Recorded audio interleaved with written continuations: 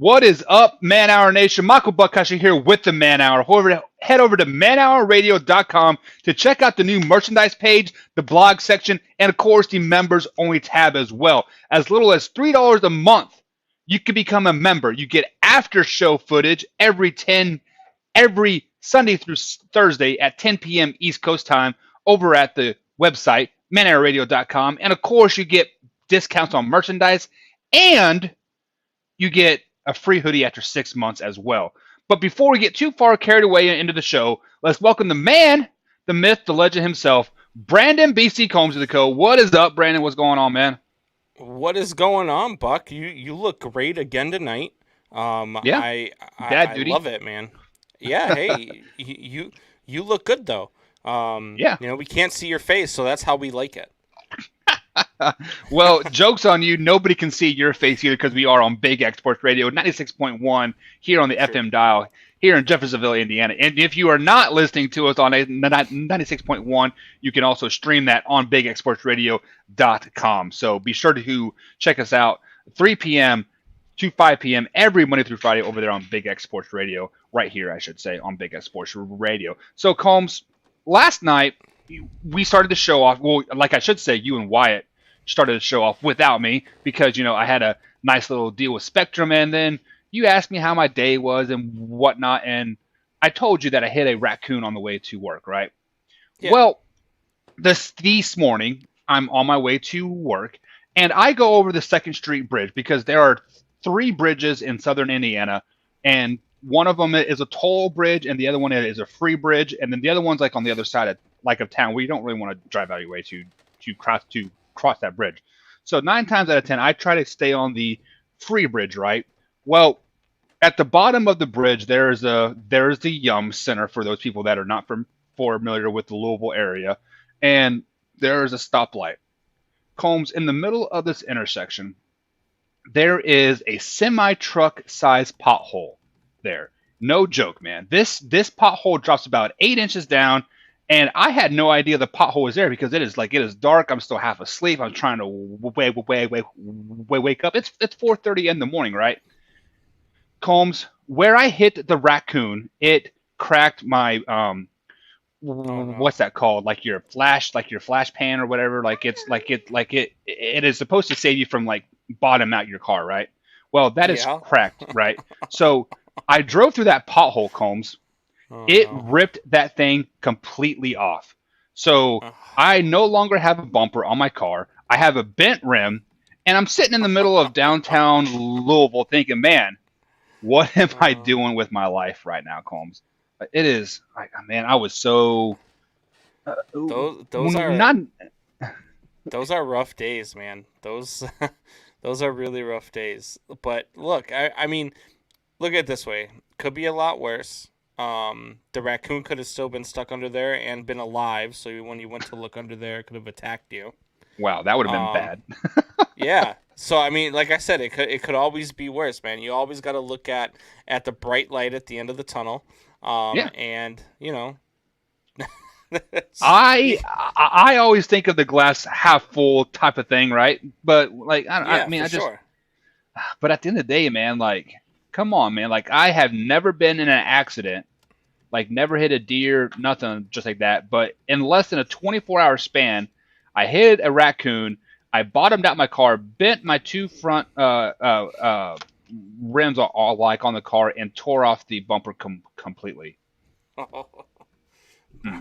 I don't mean to laugh, man, but that's I've I had laughed those about it. days, man. So I know what that feels like, and So, it's not fun in the moment. So let me ask you this: when you do rip off the bottom bumper of your car, what do you do with it? Do you just leave it there on the side of the road? Do you sweep it off onto the sidewalk? What would you do with it?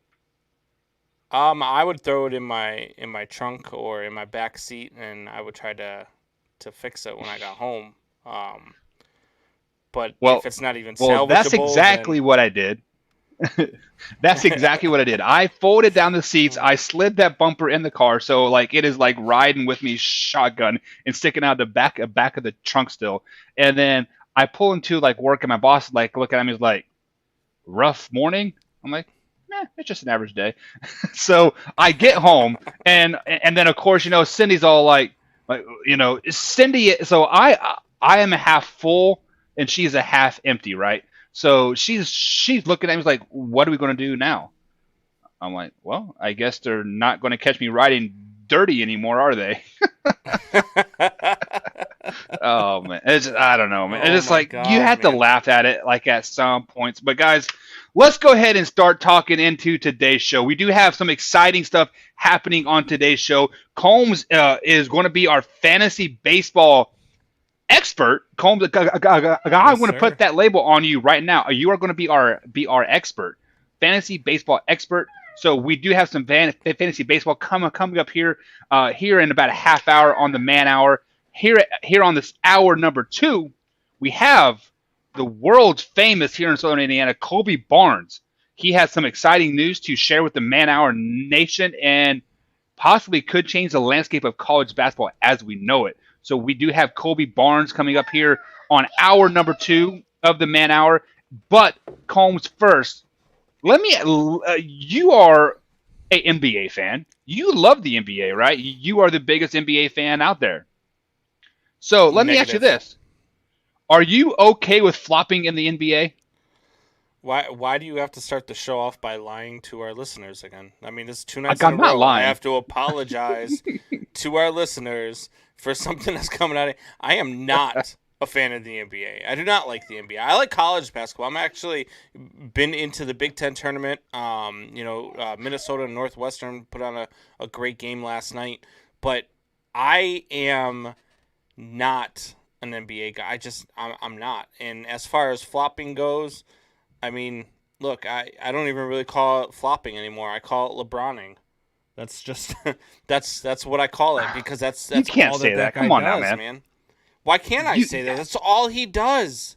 Look, That's what I the just whole I just NBA said does, that though. right now. LeBron heard it and he fell over. Well, that's because you fouled him, and like you don't got to be so hard on him. But the reason why I brought this up is because on SportsCenter this morning it was like I think it's actually SportsCenter at Luck at Night with like who's that, Scott Van Pelt, right? Very, Mm-hmm. like, I freaking love Scott Van Pelt. He has been an OG for forever, right? But Yeah. they did the top 10 flops of the NBA season so Oh God. so so far, How many was and LeBron in? I think 3 of them. But Yeah. but I think they put LeBron in there just because he is such a big name, right? I mean, like Or they let's put be him in honest. there because he is the flopper of all floppers in the NBA. He is the reason why guys like me don't watch the NBA anymore. He is, yeah. So yeah, for me, I just it's LeBroning. It's not flopping anymore. It's LeBroning. Well, I mean, like I do agree. Like some of it is pretty egregious. Just like if you rub them like the wrong way, like they're going to bump and just be all crazy, like about it. But the Yeah, reason why people do it is because the referees allow them to get away with it. Like I think if yeah, the referees wouldn't I let them agree. like allow them to get away with it, it wouldn't I think happen. that's for me. I think that's like the whole thing now with the NBA and why I just like I can't and I tried, man. I really legitimately tried to get back into it once we started doing the show and once I knew we were going to be talking NBA. I tried to get back into it, but I lasted about 2 games. I'm watching guys take 4 to 5 steps to the hole. I'm watching guys, freaking, sit outside the 3 point line and just wait for the ball. There's no defense that's being played. We had Right. the Yeah. freaking NBA All Star game that just went on. I think they were playing first one to 400 wins. It was absolutely ridiculous. I can't.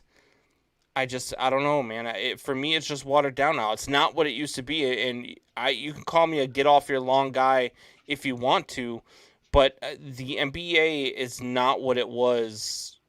Not even 10 years ago. You Let me know, ask you this. Let me ask you this. What game did you watch? Like when you started um, to get back into it? So I watched just for like a reference. yeah, I watched it was Lakers and man, I can't remember who they were playing. It was a Lakers game, and then the other one I watched was a Bulls game. It was like Bulls and I think it was the Bulls and the Heat, maybe. If I'm So not, I'm not going to lie. Like I think the Lakers are probably one of the hardest teams to watch, just because they they're lazy. Like maybe the word that I'm looking for. Like they don't hustle. Like they don't get back on the defensive side ball. Like just like all yeah, that much.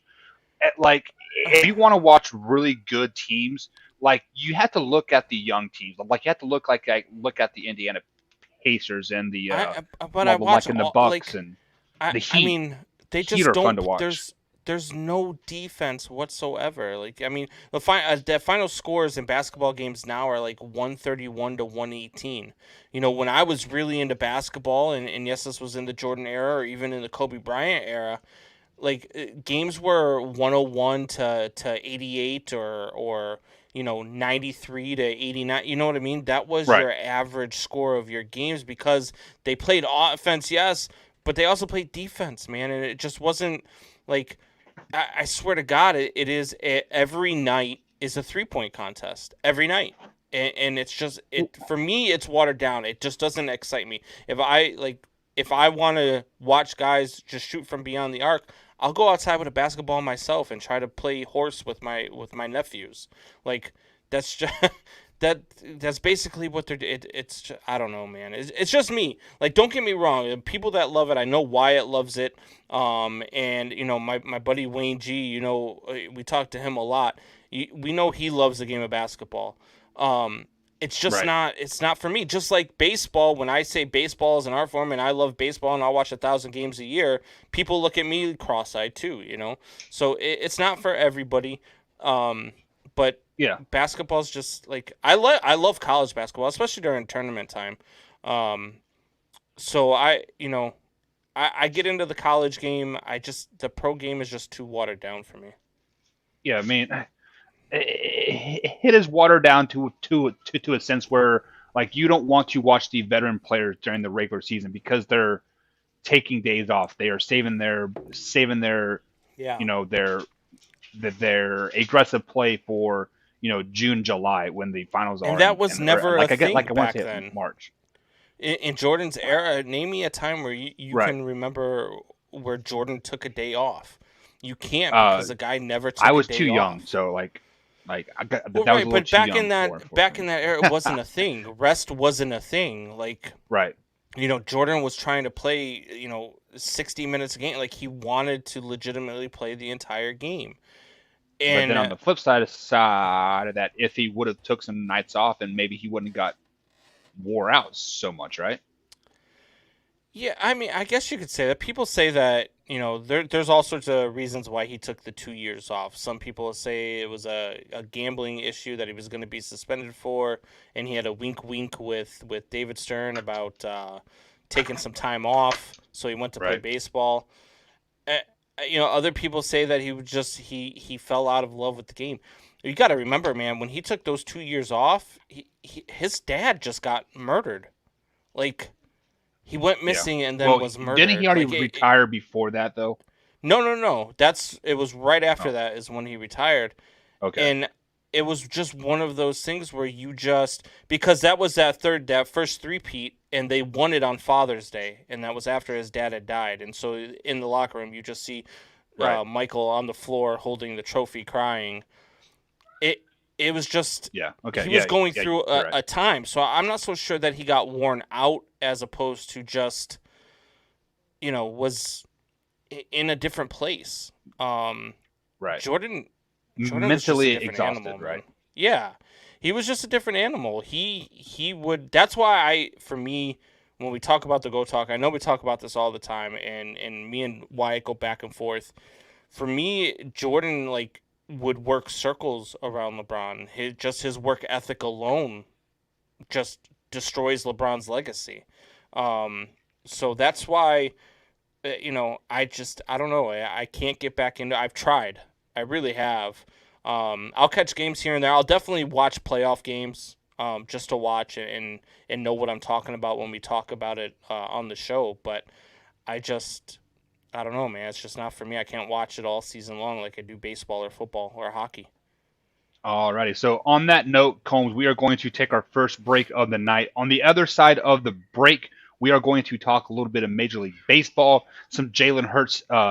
Is he really the answer in Philly? And then, of course, we have Colby Barnes coming up as well here on hour number 2 of the Man Hour. So be sure to stay tuned, guys. We'll be right back after this little break. What's going on?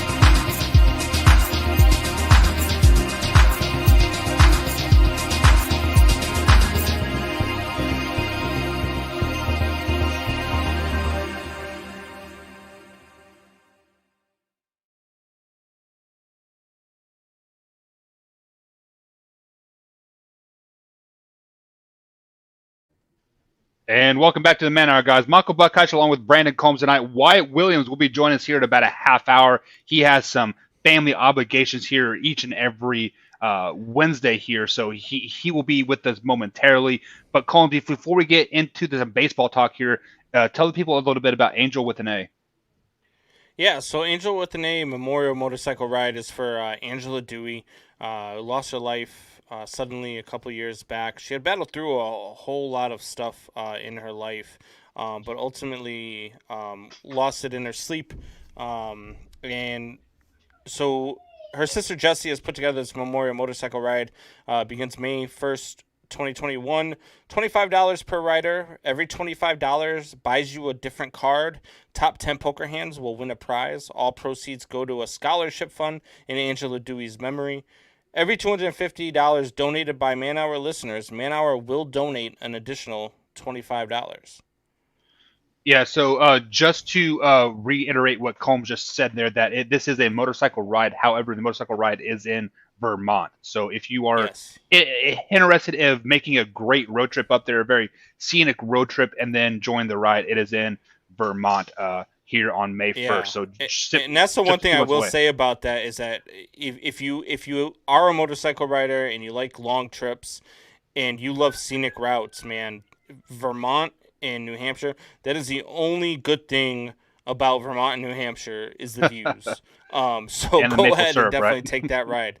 Oh yeah, the maple syrup too, for sure. Right. So my dad has earned his iron butt wings, or I believe that's what it's referred to, and he said he was probably going to make that trip up there. So That's awesome. pr- pretty excited for that. So let's go ahead and bring Combs back on camera here. I am blacked out because I'm on location. So Did the cancel culture get to you? yeah, him and me and Eminem and some other people. So Yeah, my they boy did Jason Banks on Twitter, man. They keep blocking his videos. I don't know why. TikTok, man. TikTok. TikTok is killing me, man. Yeah. But nonetheless, guys, so let's go ahead and get into some Major League Baseball talk. Spring training is now what, Combs? Week 2 is officially in the books almost now. But Steven Yeah. Strasburg made his debut just the other day here. He got 4 strikeouts when he just faced 6 batters in his spring debut. He did have carpal tunnel surgery in the offseason, and he hasn't seen game action in about 7 or 8 months now. Should you be excited about Steven Strasburg getting these 4 strikeouts in this spring training game? Yeah, so anytime you get to see Steven Strasburg pitch, it's a good thing, even if it's in spring training. The thing about Steven Strasburg is if he's healthy and when he's healthy, he's one of the best pitchers in the game. And he showed you that in 2019 when he led the Washington Nationals to their first World Series. Like, this guy is a bona fide stud. He is a Cy Young candidate as every time he puts together a full season. He is a very, very solid pitcher, and it's exciting to see him back. It's exciting to see what he did in his work in spring training just the other day. And he's definitely somebody that I'm excited about seeing this upcoming season because when he's on, man, it's good and it's fun to watch. Yeah, correct me if I'm wrong, Combs, but isn't this the kid that the Nationals, when he came in, it was like year 1 or year 2, he was like on a pitch count, like he could only throw like 1,000 pitches or something Yeah, to well, that he was effect. coming off of Tommy John surgery, Right, and out of high school, right? yeah, and it was in his contract year 2 nonetheless. So he really wanted to pitch more, but they limited him, and they Hmm. were on a run, man. They were looking to go into the playoffs and make some noise, and they said no, you're done. And he was their best pitcher that year, and they held him out. So you know, did it help him? Maybe. He has been injury prone his entire career. It's always sad to see guys like this. He reminds me a lot of Mark Pryor, a guy from the Cubs who, back in the day, back in, the early 2000s was really a stud. But they just, the injuries just ate up his career. And it's starting to happen to Strasburg. Hopefully he can get through this year without being injured again and hopefully put together a couple, consecutive seasons without injury. Because again, like I said, he is always fun to watch. Yeah, it is funny that you bring up the Cubs. I mean, because like obviously, like we have a game here, and every time you talk about your home or team, like we are supposed to drink, right? But like there is another name that comes to mind from the Cubs, Kerry Wood. He Yeah, I feel like if he would have been on a pitch count too, we could probably have seen him, at yeah. least 5, 6, 7 more seasons. So the thing about him was everybody is all about Dusty Baker, um, and how he didn't know how to manage a pitching staff and how he abused his starting pitchers and made them throw too many pitches. Um, and I don't disagree. I think that that's what happened to Kerry Wood. He rode him way too hard, and he was a guy who had already had shoulder surgery, had already had Hmm. Tommy John surgery, and I've told the story I believe on air before of how I met Kerry Wood in the airport and didn't even know it. Um, yeah, imagine that. As big of a Cubs fan as I am, I sat down and talked with him for about an hour, had a conversation with him about him, and didn't even know I was talking to him. But no, Kerry Wood is one of those guys who it was sad to see how short his career was because of how good he was, man. That his breaking ball was phenomenal. The slider and the curveballs that he threw were unhittable. And when he was on, he was really on. That 20 strikeout game against Houston was probably the best pitched game I've ever seen in my life. Yeah, I don't remember what year it was. It was like 2002, 2003 when Kerry Wood was just like a dominant pitcher.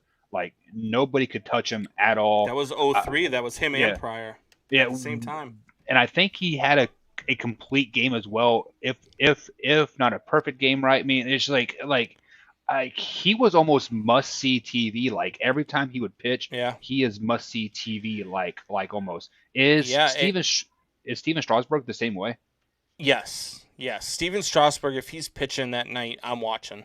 Um I don't care who they're playing.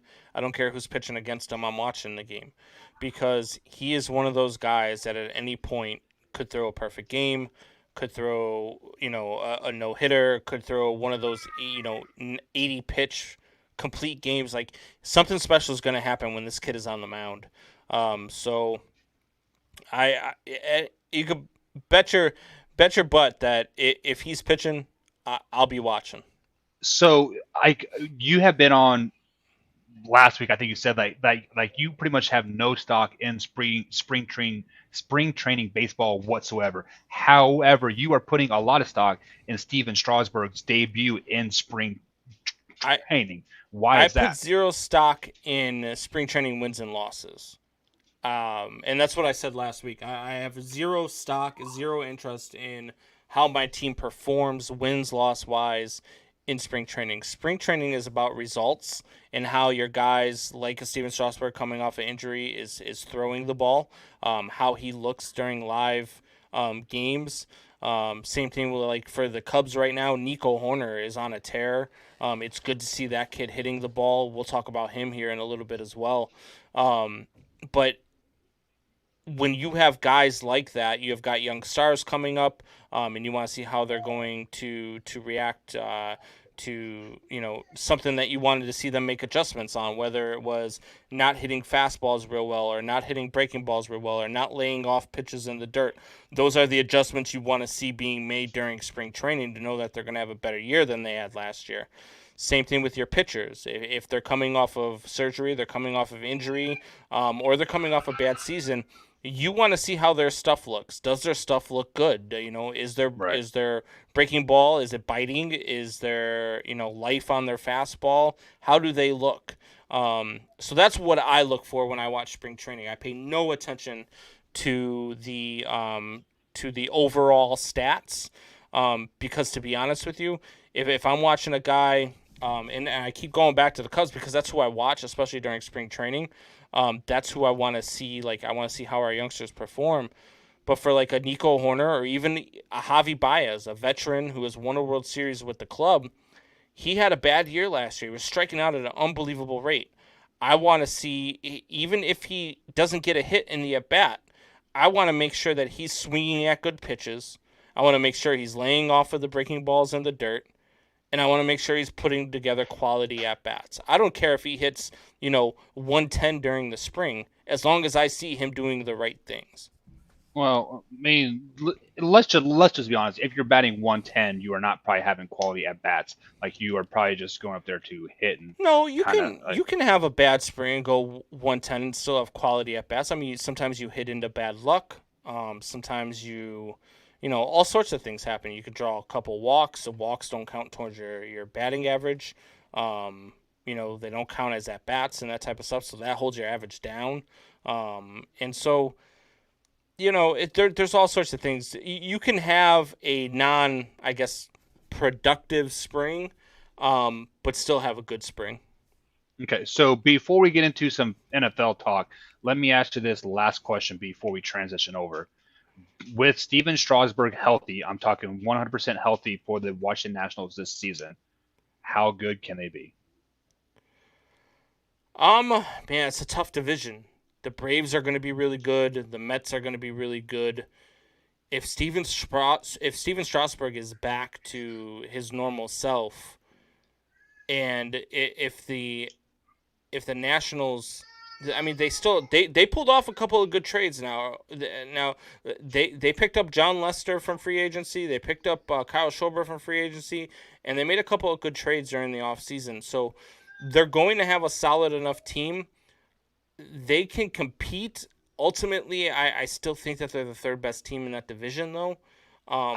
But it's baseball, and that's why we play the games. So Right. Since speaking of playing games here, the Philadelphia Eagles did release or trade a top 10 quarterback in the NFL to the Indianapolis Colts, and they have officially said that Jalen Hurts will be their quarterback moving forward in yeah. the 2021 season, and they want to build a team around them. So, with that being said, before I ask you what pieces do they need to be a successful team, with the Philadelphia Eagles currently built, how good can they be with Jalen Hurts as a quarterback? I said this last year, even when he was playing well, that he's not the answer in Philly. If they think he's the answer long term, they're kidding themselves. Jalen Hurts in a full season in Philadelphia, 7-9, 7-10. Like, what are they? They're doing 17 games now, right? So 7-10. I, Is I that this just, year? I believe so. I believe That's so. gonna be so Don't weird. That's quote gonna be me so on that, weird. but I think so. I just, I don't. It's gonna be weird because it's an odd number. So Right. I don't know how the heck that's gonna play in because you're gonna have Hmm. either one less home game or one less road game, and either way somebody's gonna complain about it. Right. Um, but Jalen Hurts to me is not the answer. They've got a decent enough team. He played well enough last year to earn a shot to start. Um, but they need to go get somebody, whether it's in the draft or whatever the case is. They need to go get something because it, it's going to be a long season for Philadelphia Eagles fans if they think Jalen Hurts is the answer because he's definitely not the answer. So, with that being said, they want to build around him. So where do they need to start building around him first? Is it playmaker help? Is it offensive line help, or is it on the defensive side? Like, where do you think the Philadelphia Eagles should address help first? Quarterback. That's not the I right mean, answer. They're building around the I, quarterback. I mean, yeah, but it's just it's the wrong move. I mean, they're doing it again. It's the wrong move. If they were going to build around a quarterback, they probably should have kept Carson Wentz and tried to build around him properly. Um, I I mean, Miles Sanders at running back is nice. Um, I Top probably 10 running back in the receiver. league. No, he's not.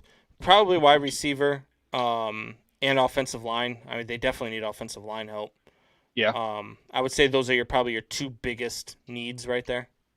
Yeah, and just to piggyback on your point there, Jalen Hurts, like we saw him be most effective when he was with the Eagles when he was Yeah. outside the pocket. So like I don't know if I would address offensive line this year simply because he is still young. He can take a lot of shots and he can move really, really well still. So I think you definitely need to get yourself some receivers that can one catch the ball and and two, they're going to be there for longer than 1 or 2 years because I believe they just released Nelson Aguilar, so he is on the free agency market, and then they Yeah.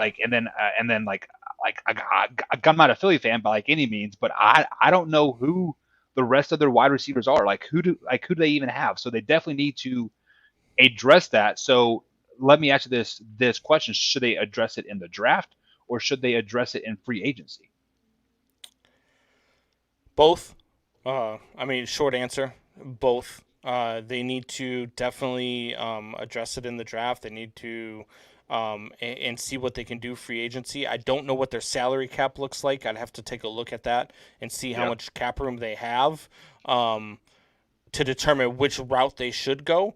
But I mean, you need all the help you can get. So free agency and draft is going to be your best friend. Maybe even make a couple of trades and try to add some draft capital as well. Um, I don't know what that looks like, but again, I'd have to like sit down and really look at them to figure out what it looks like for them. Yeah. What was I going to say? I lost my train of thought here because people are saying that they are getting their gear like in the mail from the manhourradio.com and they're really impressed with it. So I was commenting and letting them know, thanking them for that and stuff like that. But I did see a post, I believe it was on Facebook earlier today. It was a NFC East post where the Cowboys and the Eagles both have $22 million tied up in three players, and then the Yeah, Giants and the football team have like $2.2 million tied up in their top three players. So with that yeah. being said, if my memory serves me correct, I don't think the Eagles have a lot of cap room to play with. So with that being said, I think they have to address receiver help in the draft. Yeah. And they And can that's do just that. what they got to do. I mean, this is a very wide receiver heavy draft, and so you could definitely find the receivers, and it's been shown year after year after year. You can find these sleeper receivers in the fifth round. Ask the Bears about Darnell Mooney. Right. Darnell Mooney is probably, if it wasn't for Allen Robinson, Darnell Mooney would be the number one receiver in the Bears this year, and he's going into his second year. The kid is a stud. And they drafted him in the fifth round last year. There are all sorts of finds. I mean, the Patriots have made a dynasty out of drafting wide receivers in the fifth round. Right. So, it's it's one of those things where you can find it. You just have to really hope that your scouts are able to see it, and hopefully you don't get that scout that says, "Hey, you know where we need to go here, Mitch Trubisky." Because if you go out and get the Mitch Trubisky of wide receivers, you're setting yourself back. And so you've really got to trust in your scouting department. You've really got to trust in your general manager to draft well. And then everybody's got to perform too, though. You know what I mean? Like, it can't just be, it can't just be, hey, we got to pick this guy or we got to pick that guy. Those guys absolutely have to perform. Whether it's Devontae Smith, whether it's Jalen Waddle, whoever they get in the draft has to be good. Okay, so let's say the Philadelphia Eagles pick up Hunter Henry in free agency because I believe they have released Zach Ertz. I mean, they haven't released them, but they're looking to move from Ooh. Zach Ertz to basically get some cap relief, and then they sign a mid wide receiver. I don't know. Let's throw a name out there. Maybe Juju Smith, right? Okay. They sign him. If they sign those two playmakers onto their team, because you said Hunter Henry is a top tight end in the league here, Yep. how do they perform then? I mean, because earlier you had them going Um, 7-10. That type of thing. Do they get to at least 500? I have to see what they do in the draft, what they do for offensive line help. Um, Jalen Hurts clearly showed that he was a capable enough quarterback. But there's also quarterbacks that have shown that they're capable of doing it in short spurts. You look at, I mean, heck, we could really go with any backup that's come out of New England as an example, where they come out and they look good, and then all of a sudden they fade away.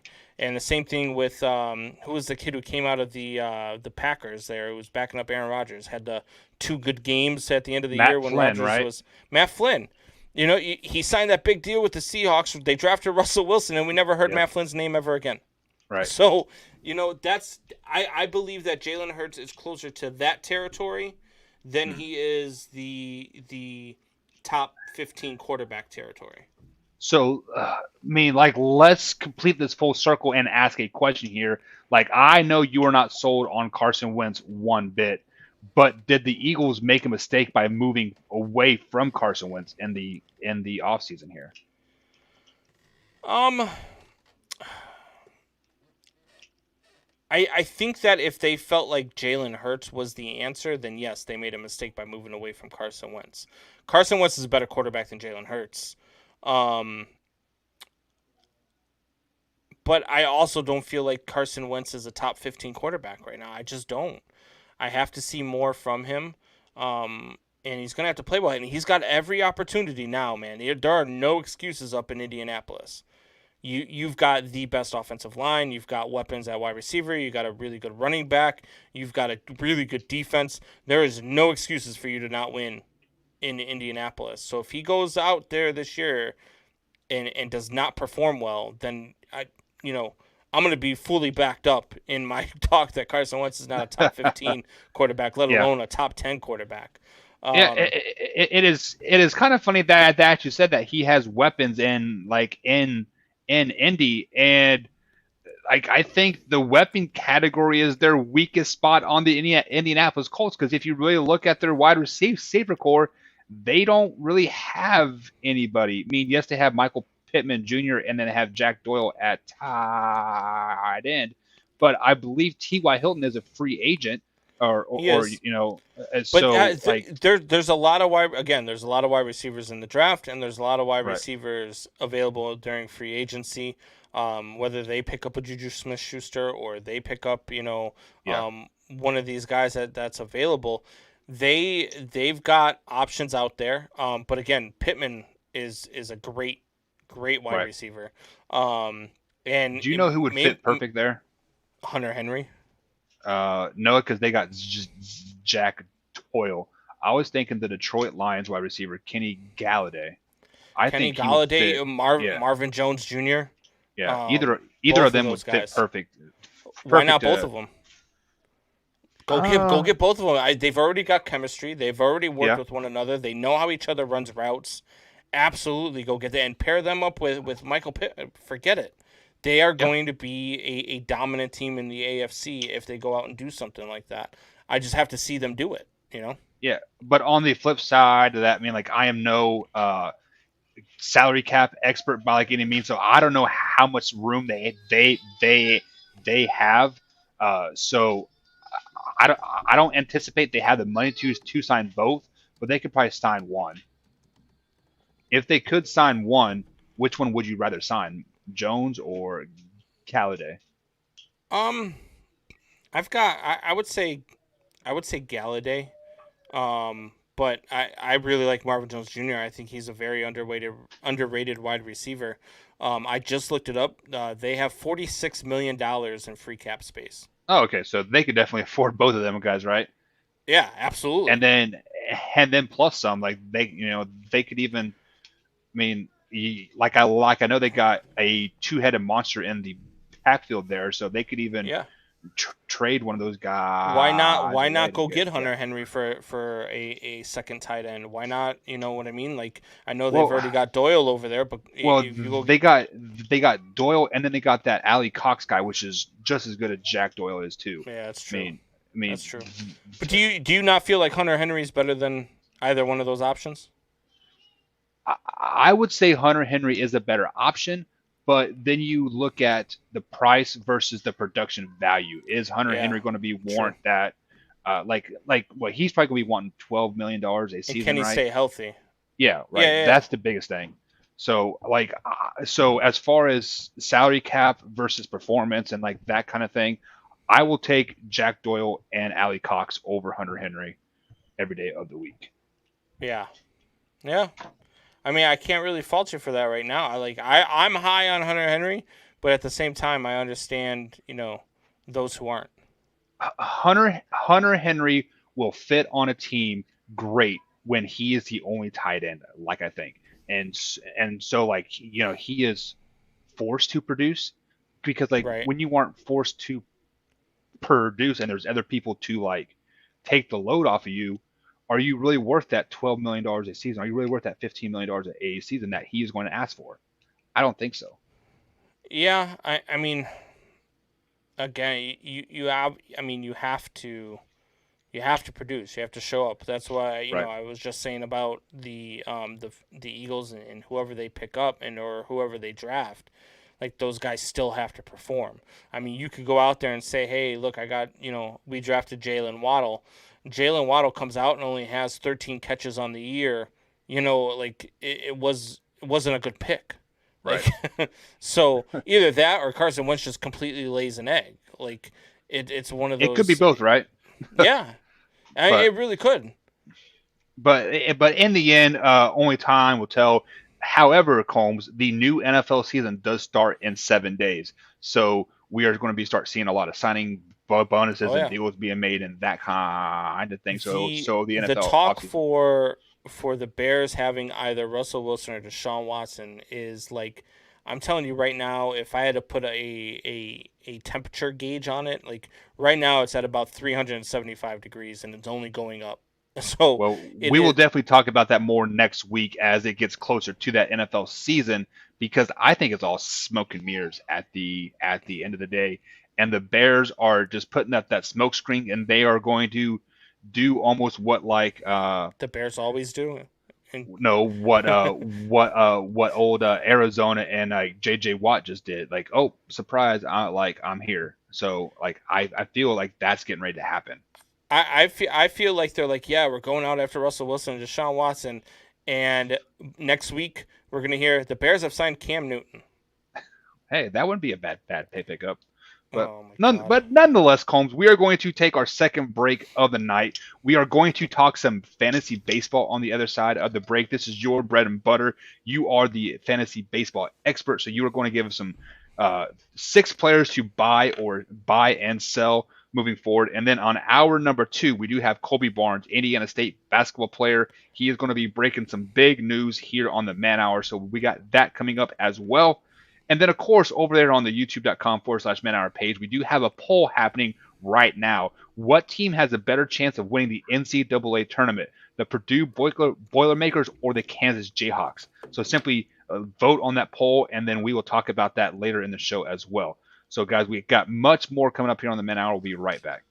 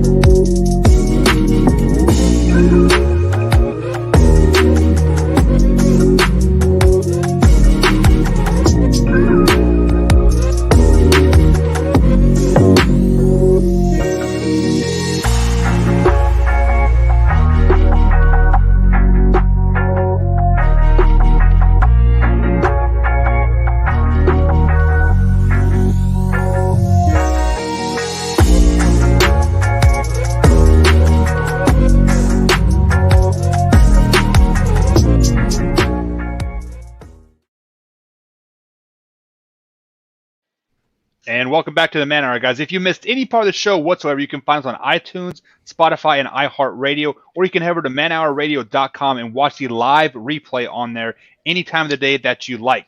And of course, you can also find us on youtube.com/manhour every Sunday through Thursday, 8 p.m. East Coast time, and also on the Big X Sports Radio, 96.1, 1450 AM, Monday through Friday at 3 p.m. East Coast time. So let's bring the man back onto the show, Brandon Combs. We are going to start our this is going to be a weekly fantasy baseball segment moving forward, and we are going to refer to it as bench, start, or cut. But since right now this is week number 1, we are going to just give you 6 players to stay away from, and then 6 players that you need to get in your draft right now. So, Combs, the floor is all yours. Let us have it. Who are your buys? All right. So, I'm going to give you 3 position players and 3 pitchers that I would say to buy. And now, these aren't going to be your guys who, are at the top, going to be taken in the top 2 or 3 rounds. These are guys who are projected to go later that I'm going to say, look, you should probably look at them earlier rather than later. The first one being Carlos Carrasco of the New York Mets. He was the one that was thrown in this trade with Francisco Lindor to the Mets, and getting thrown into this trade and getting put into this rotation is going to be phenomenal for this kid. Not only is the offense really good and going to score him a lot more runs than the Indians offense would have, but this kid can just flat out pitch. He had a 2.91 ERA last year, was 3-4, but again, didn't get a whole lot of run support. This kid is going to have a very good year. I would not be surprised to hear his name when it comes time for the Cy Young Award voting. He is going to be very good in New York. He is a stud, and he was the steal of that trade. So Carlos Carrasco is the first guy I'm going to buy high on. The next guy here is a guy you probably haven't heard of yet. He is a rookie with the Houston Astros. Pitched a little bit last year, but because of the shortened season and everything, he's still technically a rookie. His name is Christian Javier. 5-2 last year with a 3.48 ERA. Look, this kid is really really good. I know I'm down on the Houston Astros. I know I say all the time that I don't like the Houston Astros, but if they're scoring runs, if they're hitting the ball like they should, this is a guy that you need to have in your fantasy rotation because every 5 days he is either going to get you a win or he's going to get you at least a quality start. And he is just one of those guys I'm very high on. I believe he's projected right now in the 200s. I would venture to say, if I'm looking for a guy in the 4th or 5th round, and I'm looking for a starting pitcher, I'm going with Christian Javier. The other guy is one that we talked about, Buck. It's Steven Strasburg. Yep. I know he's injury prone. I know he's coming off of another surgery, but I said this a little bit earlier. When this guy is right, he's must see TV. He is a guy you want to watch pitch. He's a guy I'm gonna watch pitch. He is a stud that could win you 20 to 22 ball games and get you to a World Series.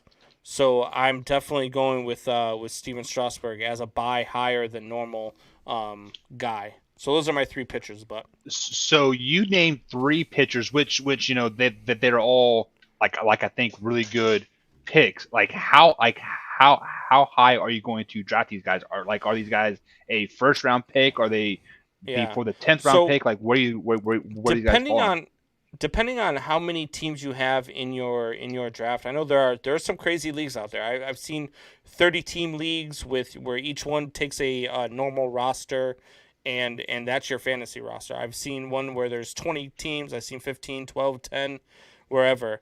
Strasburg, I'm taking probably no later than the 3rd, 4th round if I'm taking pitchers, depending on the scoring of your league. Um, Christian Javier and Carlos Carrasco are going to be available later in rounds because people either A, aren't educated enough to know that these guys are going to be good, or B, you're just not taking pitchers that high. So you've got to kind of feel the room, feel out your draft, and see where pitchers are going. And if pitchers are going quick, you need to grab these guys because you're going to be upset if you don't. So I think we kind of skipped over the obvious question here. Is like many people don't play fantasy baseball, and we are going to start a fantasy baseball league here on the Man Hour. So tell the people like how many starting pitchers you actually get. Like, is it a full 5-man rotation, or do you get 6 and a closer? Well, How does the so starting pitching work? typically it is 3 to 4 starting pitchers, 2 to 3 relievers, and then you got your bench players. It really just depends on your league and your standards. I've seen all sorts of them. I've seen 5-man rotations. I've seen like 2. I've seen 3. I've seen some where you only get 1, and then the rest are whether you want a relief pitcher or a starting pitcher. Relief pitchers get more outings, so they tend to generate more points. But it's just a matter of how your scoring goes. So the biggest misconception that I have of fantasy baseball is you have a game every day. How often do you have a game in fantasy baseball? Every day. Every day. So your typically your week starts on Sunday and ends on Sunday. So I'm sorry, starts on Monday and ends on Sunday. And so you're playing either whether it's one team, whether it's head to head, whether it's rotisserie scoring, whatever the case is, you're typically playing from Monday until Sunday. Sometimes there's um, times where it overlaps, like the All Star break. I believe you do a week and a half for that week because the games don't start until Friday of that week. So you have Friday, Saturday, Sunday, and then it rolls over. So you get 3 extra days that week. But it's every week, Monday through Sunday, typically. You really need to pay attention to your pitching rotation for those weeks. You can usually set your lineup because your starters are usually starters, and they're going to play at least 5 out of the 7 days that week. But your rotation, you really want to pay attention to, because if you're going to have a guy starting twice in a week, you want to make sure you don't have him on your bench. You want to make sure he's in the rotation. You want to make sure he's starting. You want to make sure he's playing. You don't want to have him sitting there, because you're going to be leaving a lot of points on the bench. So basically, what you're saying is like when you play somebody, you have a week to score points. Like you just don't have one day, so you aren't have to adjust a roster 100 times in a season Yeah, type no, of thing. you don't have to. Like, it really just depends. I'll be honest with you. I played in a fantasy baseball league last year during the shortened season. I completely forgot that I was playing in it. I had my lineup and my pitching rotation set on day one. Completely forgot about the league, and then I got an email that said, "Congratulations, you're in the playoffs." Um, and you need to make sure that your roster is set for the playoffs. Um, I I myself, typically when I'm into it, it's I'm looking at least maybe once a day, sometimes three times a week. My general rule of thumb is looking at it Monday, Thursday, and Saturday, because there's always injuries that happen. There's always guys getting rest on days. There's guys who their turn in the rotation is coming up, but they ended up with back spasms or a splinter or something. You want to make sure you got those guys switched out. So at least every other day. All right, so give me three pitchers that you are going to sell. 3 pitchers I'm going to sell. First one is going to be Jordan Hicks of the St. Louis Cardinals. Look, I don't like any of the Cardinals pitchers. I know that's not saying much coming from a Cubs fan. You're thinking that I'm just going out here and bashing on the Cardinals. But they have no offense. They are not going to get any run support this year. It is going to be hard for their pitching staff to get wins, which wins equal points. It is going to be hard for their pitching staff to do a whole lot of things. Their closers are not going to get a lot of saves. Their relief pitchers are not going to get a whole lot of good positive work for points. So Jordan Hicks is the first pitcher that I'm staying away from, the starter from the St. Louis Cardinals. A 3.47 ERA last year. Normally a 3.47 ERA, you look at it and you're like, you know what, that's not bad. I could pick this guy up and he's a quality guy. But when you're not getting any run support, man, you're going to hit those losses. And if losses count against you in your league, you're going to be eating points with this guy. The next two guys, they're both Dodgers. As surprising as that might sound to people, David Price is the first one. David Price I wasn't high on before, but he just took a year off because of COVID, and he's coming back into the Dodgers, and I'm not high on David Price. I wasn't high on David Price when he was in the the Tampa Bay Rays organization. I'm not a big guy on David Price in the Dodgers organization, and I'm just not a big David Price guy, and I think he's going to have a down year. Whenever you have a team coming off a World Series win, it's hard for them to really have a really solid follow-up year, and we've seen that a lot in the last few seasons with World Series winners as well. And then his counterpart, and we've talked about him, and you guys love to talk about him and talk about how good he is, but Trevor Bauer. Sell on Trevor Bauer. Again, a guy who in 9 years in the league has only had 2 seasons where his ERA has been under 4. And last year was, you could account it to him being good, or you can account it to we played a short season. He didn't have a whole lot more outings to go out there and get blown up again. He was 5-4 last year. He did have that 1.73 ERA. I'm not big on Trevor Bauer. I would sell. I would stay far, far, far away from Trevor Bauer. All right, so give us three position players to buy. All right, Buck. So we have that game where anytime one of us talks about our home team, we have to drink. Do we need to mute you this whole segment from here on We're out? no, Chris we're gonna drink a lot Bryant. because I'm buying 2 of my guys and 1 of your guys actually. There you go. two of my guys that aren't really high on the radar right now, but I think are going to have big years, is Jock Peterson of the Cubs. He's going from LA to hitting in Wrigley is a much different ballpark. The ball does not play well. It's not very live during night games in LA, but Wrigley Field's a whole different animal. And this kid can hit, and he is going to have a very, very good year with the Chicago Cubs. The other guy there is Nico Horner.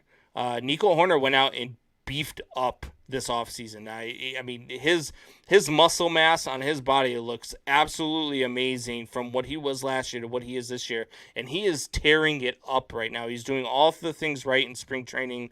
Nico Horner is definitely a guy I would buy high on. And then the other guy is your boy out there in Kansas City, Buck, Andrew Benintendi. The Royals traded for him. The Royals, Kauffman Stadium is huge. Did they still call it Kauffman Stadium, by the way? Yes, but Okay. but they also have like that. It's like the Hy-Vee Kauffman Stadium, or it's like, Yeah, but yeah, yeah. they have a big old sponsor on the side of it now too. Okay. So at Kauffman Stadium, I mean, it's a doubles paradise, and Andrew Benintendi is a doubles machine. Yeah, And Andrew Benintendi's average is going to go skyrocket this year. The Red Sox fans are going to be like, "Where was this 290, 310 hitter when he was in Boston?" Because he is going to tear up Kansas City. You guys are going to be so happy that you made that trade. So I have Andrew Benintendi, Jock Peterson, Nico Horner as the three position players I'm buying high on in fantasy.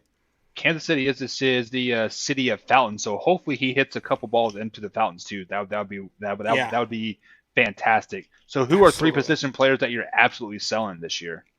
All right, guys, I got some big names on here. Are you ready for this? Three guys that I'm selling. These are big names, and I'm not buying. I'm selling.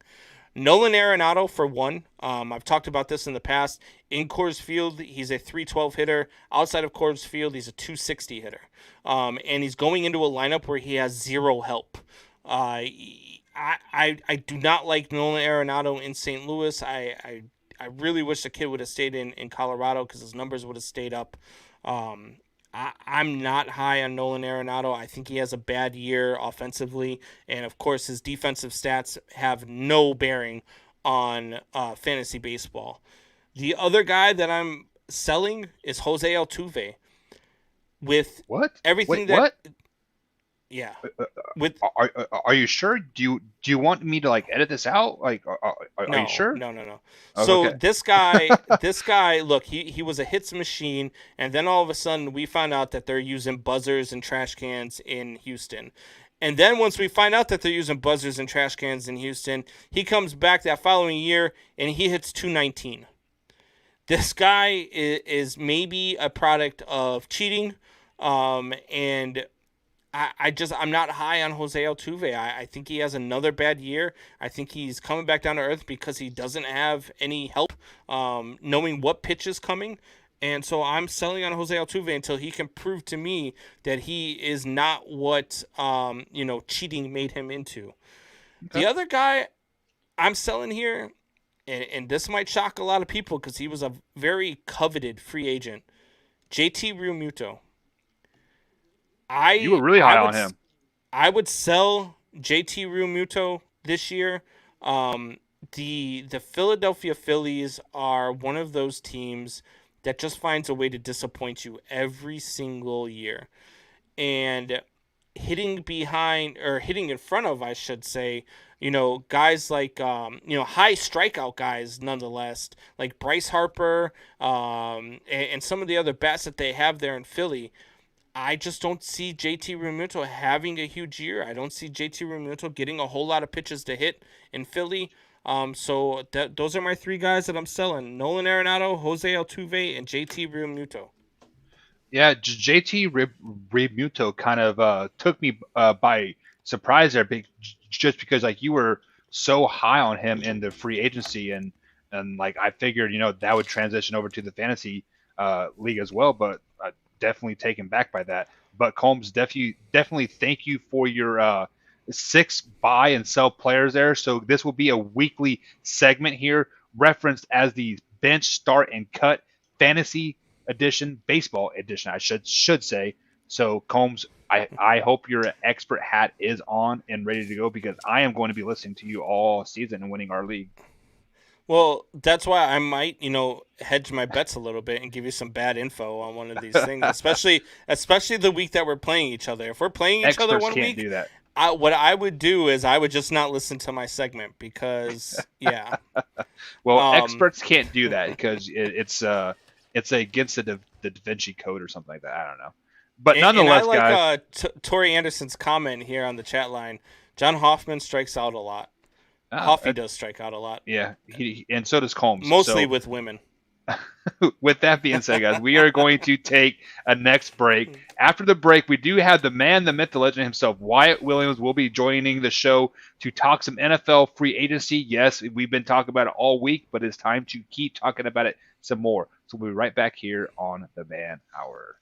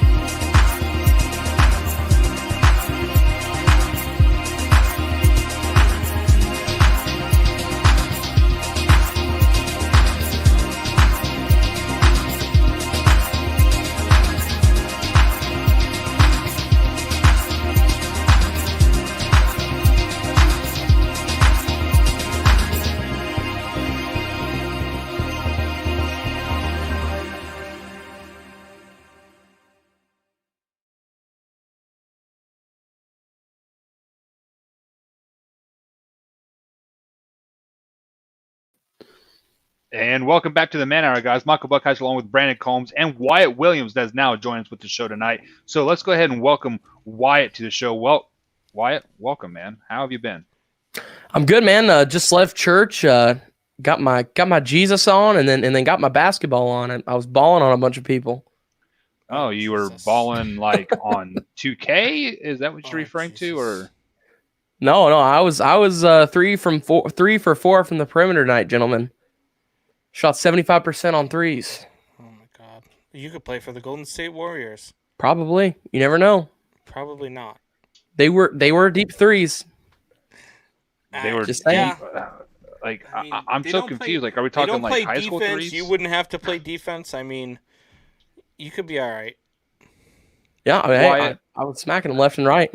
Wyatt, we had a troll on the show here about a month ago, right? It's like it was last year, so 2020. It's about that three months ago, and he challenged me to a basketball game.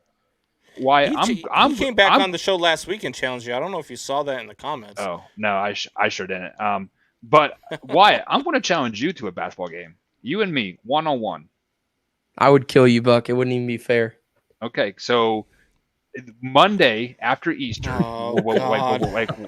Let's go ahead and pull up the old calendar here. I haven't played basketball since I was 16. I would destroy you. That's hilarious. Combs, let's play. Any day of the week. Take my challenge first, son. Buck would have Buck has a height advantage on me and everything, so I think Buck would give me a game. I would be playing above the rim all game long. You're gonna dunk, huh? You just doubt my athletic ability, didn't you? All right, I am doubting your athletic ability. Michael Fowler. What's up, Fowler? Okay. April 5th. Okay. Me versus Wyatt. Combs will be down too, and we will live stream it, and we will have a bracket style tournament. Yes, Tori, it is the guy that I got into it with. That's who he was talking about from 3 months ago. But yeah, so let's go ahead and get over to some NFL talk, guys. So basketball game is on April 5th. Wyatt, do not back down now because it is marked on my calendar. So we franchise tag Tuesday is officially in the books, and some big names were franchise tags. But however, there were some big names that were not franchise tagged. So I am going to give you guys a name, and you guys are going to tell me where this player ends up at.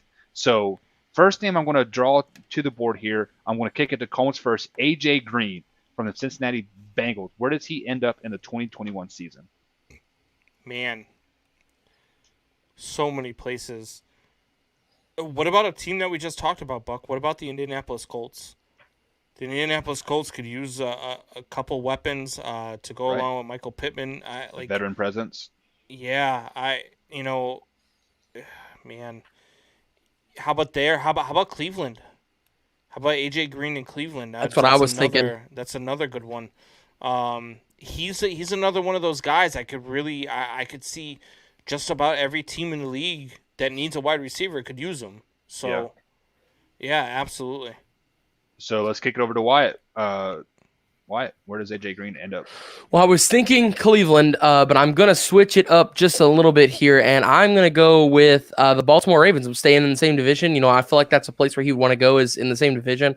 And also, Baltimore doesn't have the physical, go-get-it, big guy wide receiver. And it's also a trend in Baltimore to have wide receivers that are great but can't stay healthy, and that's exactly what AJ Green is. So let me ask you this question there, Wyatt. Why would AJ Green leave a team where he arguably has a very, very good quarterback to go to a team like Baltimore that has a mediocre quarterback at best? Well, he doesn't have a mediocre quarterback, but okay. But you are right. I gave him the benefit of the doubt. He is trash. Good Lord. Okay. I think AJ Green is at the tail end of his career, and he is looking for a Super Bowl ring. So I think Combs is right on this one. I think he does end up in Indianapolis, and they do some good things over there with Carson Wentz as a top 10 quarterback. Keeping of the wide receiver theme here, Juju Smith-Schuster. Wyatt, where does he end up? I'm going to go off what Combs said.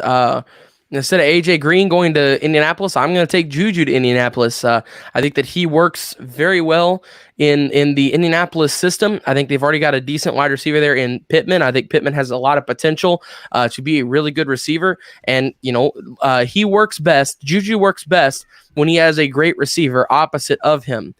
So we kind of saw him start to develop into that good receiver again this year. 2 years ago, he was great. He kind of had a little bit of a down year in between.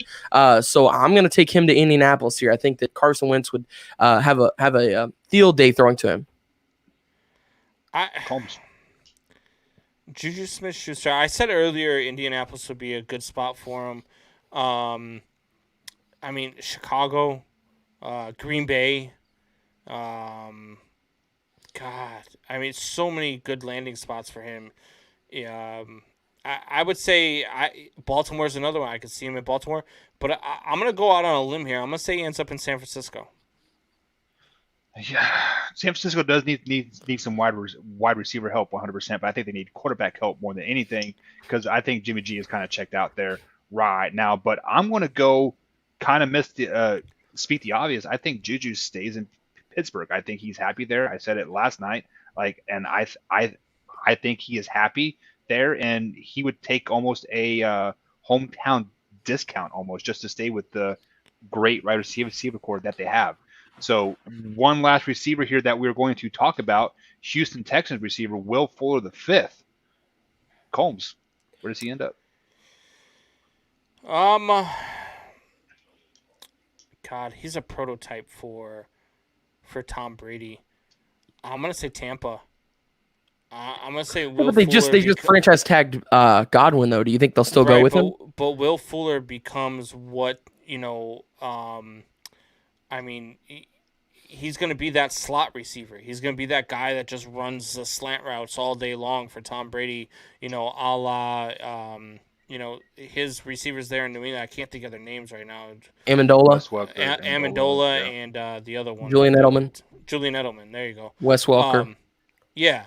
He's going to be just like those guys for Tom Brady. I'm going to say Will Fuller to Tampa Bay makes the most sense. Well, Combs is losing his mind here because he's already got his white slot receiver in Adam Humphries. But nonetheless, the Green Bay Packers are taking Will Fuller here simply because they've already shown so much interest in him. They gave up, I believe they offered a first-round pick and a fourth-round pick at the trade deadline last year for Will. The offer almost went through. The Texans almost sent the Will Fuller to the Packers for the end of last year. So the Packers already have mutual agreement. Will Fuller's already said he would love to play with Aaron Rodgers. So I think I think it's a match made in heaven. Well, let's just be totally honest. I think everybody wants to play with Aaron Rodgers, but does Aaron Rodgers want to play with them? I think Will Fuller ends up in San Francisco. I think he will just look good in that gold and what's that color, crimson or whatever you want to call it. I think that he ends up in San Francisco. So let's go ahead and move to the defensive side of the ball. Patrick Peterson did not sign a franchise tag, and he is now a free agent. Arizona Cardinals cornerback. Side note here, the Arizona Cardinals did just release their other cornerback as well. So is that looking into the future a little bit? We'll only tell. But Wyatt, where does Patrick Peterson end up? Buck, you're going to love me for this one, but I'm saying Kansas City. All Cardinals over the last couple of years, all the great Cardinals DBs have ended up in Kansas City. I mean, that's actually been a trend all over the place, was for these good DBs to come into Kansas City. So I think he is. I think he ends up there playing again with the Honey Badger. A nice little rematch up there because let's face it here, Patrick Peterson's at the end of his career. He was a great corner while it lasts. He's a vet. He's only got probably 2-3 years left, if that.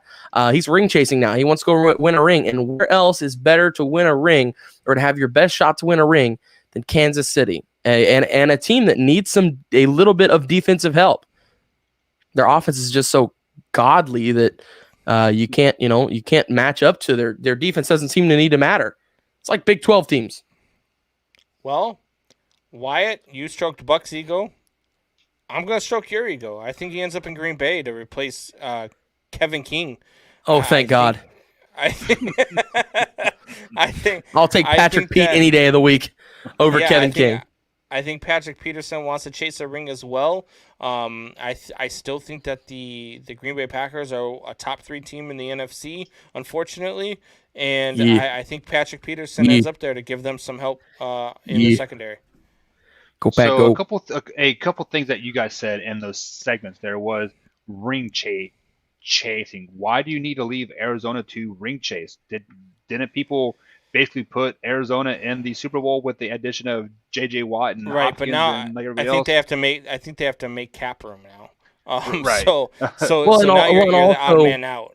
And also, Patrick Peterson is also like almost left Arizona 3 times now. They've barely saved him over contract. Like if he stays again, this will be the 3rd time that Arizona has re-signed him while he was ready to leave. So it would be a struggle for me to think that he would stay again. If he does, it's a good team. But so let me piggyback on what Wyatt said here. It was before the Kansas City Chiefs got the Honey Badger a couple years ago. The big talk was bringing Patrick Peters to Kansas City back then. So with that being said, I do like Patrick Peterson going to the Chiefs. I also like Richard Sherman going to the Chiefs. If the Kansas City Chiefs don't pick up one or both of those guys, I'm going to be very, very upset. I think Kansas City picks up a really big defensive name in this offseason. I'm not sure if it's going to be Ngakoue. I'm not sure if it's going to be Sherman, who we talked about last night, or Patrick Peterson, who we're talking about right now. But I do think Kansas City goes after somebody defensively because if there's any holes or problems on this team, it would be considered the defense, in my opinion. And I think cornerback at the moment is their biggest need. So I think right here, you go with the vet cornerback. So let's go ahead and stay on this defensive side of the ball, but defensive end, Jadeveon Clowney He has kind of been a basket case the last year and a half, but he definitely is a free agent now this year as well. So Combs, kicking it to you first. Where does Clowney end up? Where would Clowney fit in? Maybe as a monster of the Midway? Maybe right here in Chicago on that defensive line that is already... I will gladly drink to that. Jadeveon Clowney would fit in perfectly with the Chicago Bears. Who would be the odd man out then? That's that's because. Are you saying that because they're going to send Khalil out? Well, yeah, that's what I'm saying. I think they're going to get a quarterback, and whether it's Khalil Mack or whether it is, God, I'm so bad with names. Hicks. Hicks. Whether it's Akeem Hicks, or Khalil Mack. I think he replaces the other one, or maybe he just comes in and provides depth, and you know, you keep Khalil Mack and you keep Akeem Hicks healthy all season and rested all season, and you swap them out and allow them, to share playing time. I mean, Jadeveon Clowney in Chicago makes a ton of sense to me. Well, I'm going to pick up here and say, Jadeveon Clowney to Chicago is not a bad move. If they do get rid of Khalil Mack, if they keep him, I'm not a big fan of that move. But the biggest thing I'm seeing right here, do we or do we not have a Houston Texans reunion in Arizona right now? Why would Jadeveon Clowney not go out there and join that defense? That would be incredible. Huh? Where would he play? Outside linebacker end. Yeah. Yeah. He could. It worked whenever he had J.J. Watt last time. That was the nastiest they've got edge rush. Simmons. Well, Isaiah Simmons isn't an edge rusher. Isaiah Simmons is a safety and rover and linebacker when he needs to be. But he's the primary strong safety there now because Buddha is going to be their free safety. I mean, this defense is really shaping up to be a great defense here, and nobody knows about it. They are very underrated here, and the biggest need that they have is that linebacker core because they're good on the front defensive line. They're good in the safety division. So I'm thinking here is a great spot to add a good outside linebacker. That think about it. The last time that J.J. Watt and Jadeveon Clowney were edge rushing, that was the best edge rushing pair in the league. Without a doubt, it didn't even come close. They averaged, what was it that year? They had like 40 sacks combined that year, something ridiculous, 30 to 40 sacks combined. What has Clowney done since then? Nothing. Exactly. Nothing. But also, he has done nothing. He takes 50% of the snaps off. He does not end up on a team. He is a free agent going into week 5, week 6 in the NFL season. Ooh. I don't know. But then again, you do have a point, Buck, because that's what happened last year. Yeah. Right. I mean, he got basically cut Seattle? by Seattle. Yeah, he already got cut from Seattle. They don't want him. He wasn't even with Seattle this last year. He was with Tennessee. Nobody knows that because he didn't play. Teams that cut them. You know what I mean? Like, man, so many different places. Pittsburgh's another place I could see him going. Well, only time will tell. The new NFL season does start in 7 days here ago, guys. So we are going to take a quick little break. On the other side of the break, we do have one of the best players here in Southern Indiana, the Indiana State basketball player himself, Kobe Burns. He's got some big news for us to announce here on the Man Hour and talk some other stuff. So we'll be right back right here after the break.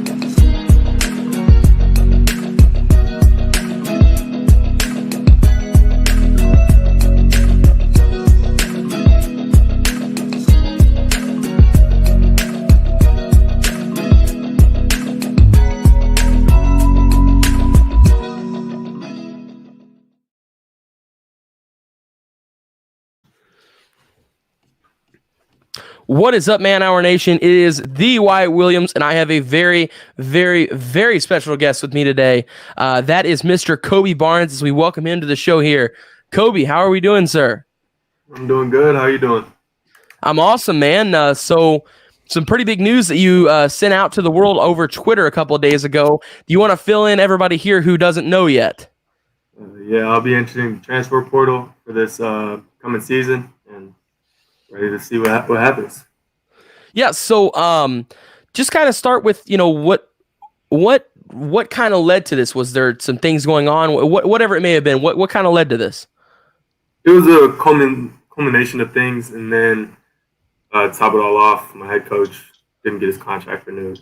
So that was kind of the kicker. So it was a real tough decision still with that being said, because the city's really kind of like become home over the past couple of years. So sure, it's been real tough. Yeah, so you mentioned Coach Lansing did not get his contract renewed. I saw you post that on Twitter with the broken heart emoji. So that was what you said was the kicker. I mean, I was kind of wondering, was that what did it? Because then I saw the very next day was whenever you had entered the transfer portal. Do you have any favorites so far? Anybody you're looking at? Anybody looking at you? Anything sticking out? I mean, I've heard from abundance of people. Dang near all the top JUCOs in the country. Western Michigan, Northern Kentucky, San Jose State, Arkansas Little Rock, and some other schools that I can't remember, but those are just some of the ones that I remember off the top of my head. Do you know yet where Coach Lansing is possibly going to land? He was talking to us about possibly going to the NBA and being an assistant or a scout. Wow. With the Clippers or the Pelicans. So I don't know what he has in store, but we'll see. Absolutely. So I saw that not only you entered the transfer portal, but many of the other basketball players at Indiana State entered the transfer portal. Can you kind of just touch on that a little bit? What went into that? Were they all kind of feeling the same way? I mean, yeah, it's been really a mass exodus because everybody has literally everybody except for like 3 or 4 people have entered the portal, because we got news that our assistant coach that wanted the job pretty bad wasn't going to get the job, or most likely wasn't going to get the job, and nobody wanted to come back if that's how the administration was going to do it. So yeah, I mean that's a tough couple of days. That sucks to hear, buddy. But I will say something cool that I saw with this situation. I saw Hudson Highbreeder, Jake Highbreeder's dad, put that on Twitter, said something along the lines of, "Kobe, you would be a really good pilot."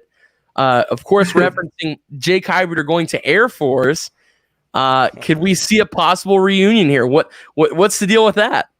Man, I wish if they called me, I would pick up the phone and say, "I'm coming tomorrow." Really? Yeah. So if Air Force called, that's the move. Yeah, 100%. Because that's my guy. That's my little brother. Yeah, absolutely. So, kind of looking, let's flash back a little bit to whenever you began your recruitment in high school. Was Air Force on the table at that time? Did they talk with you at all? Do you still have communication with any of those people, if they were to at that time talk to you? I don't remember. Feels like an eternity, honestly, since being recruited. It's been a long time. I couldn't remember.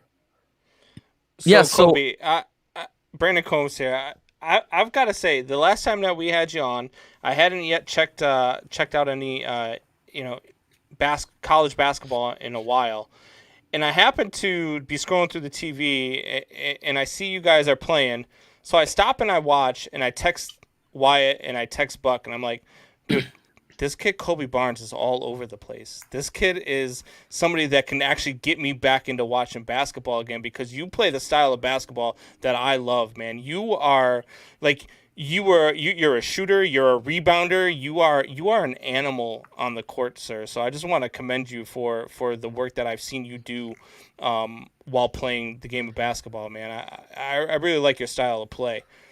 I appreciate it. Yeah, definitely, man.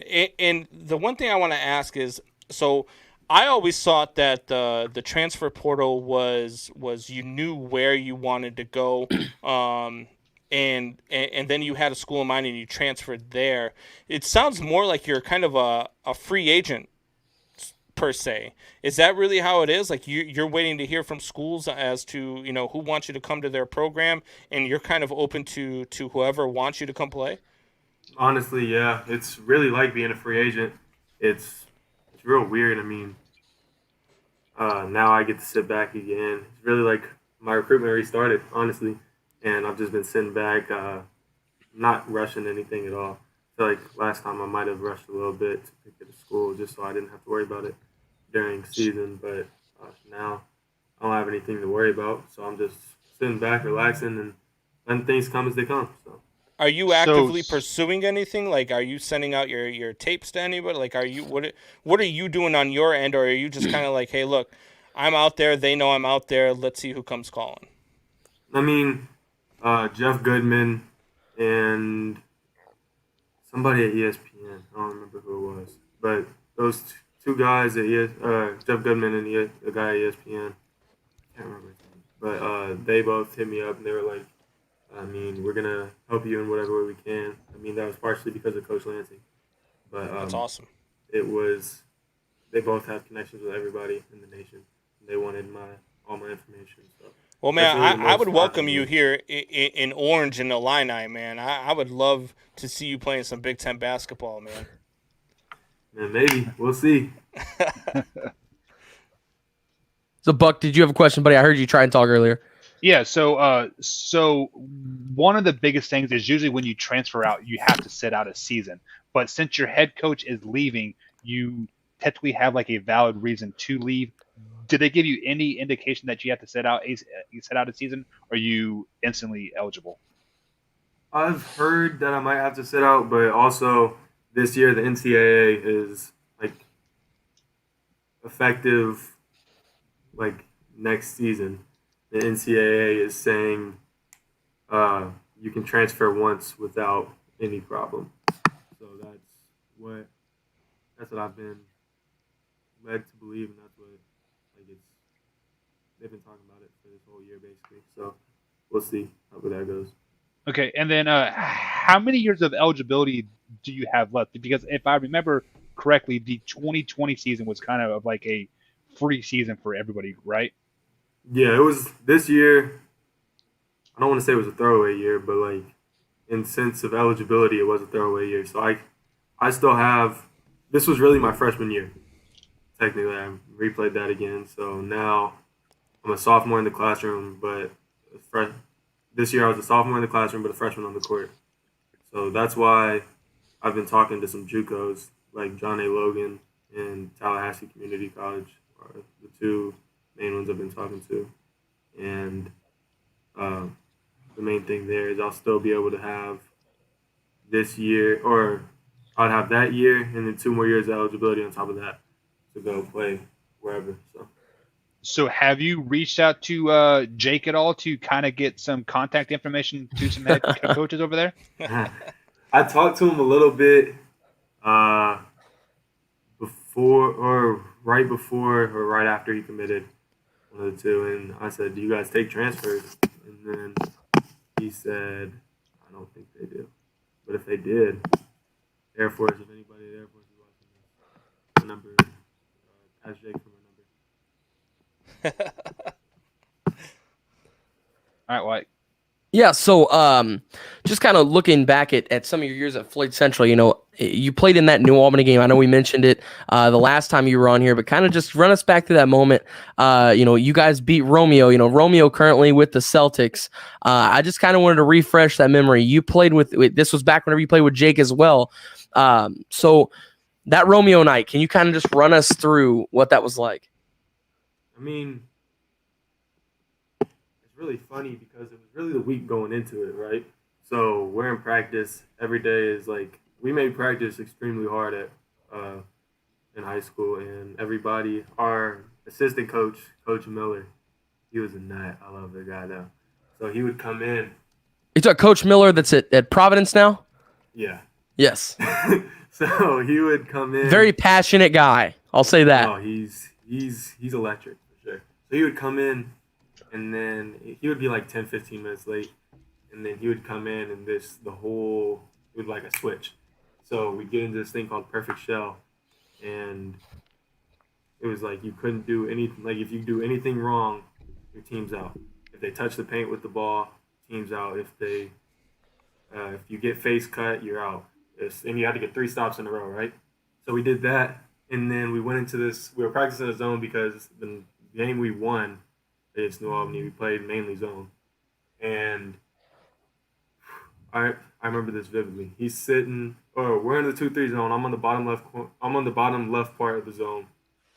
Coach Miller's out on the left wing behind one of the guards, and one of the guards gets like behind one of the guards on the scout team. The scout team guard gets a semi-open 3 from, if you know Floyd Central, at the HHC logo on the side from the C, the farthest C, gets a semi-open look, and he just takes his hat off, throws it on the ground, and says we're god awful, we're so terrible. And I just remember hearing that, and then it was like, oh, we can't lose now. He just said we're terrible, you know. So I mean, I went in and I got there about 2 hours before the game because I wanted to make some shots and do everything before everybody got there. And so I was making my shots, and I was like, oh, this is gonna be a good game, just off of the workout that I had.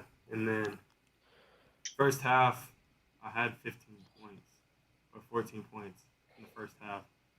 And then at the start of the third quarter, that's whenever I started to cramp up. And I mean, that was bad. That was real bad. I went out kind of sad. But I was saved.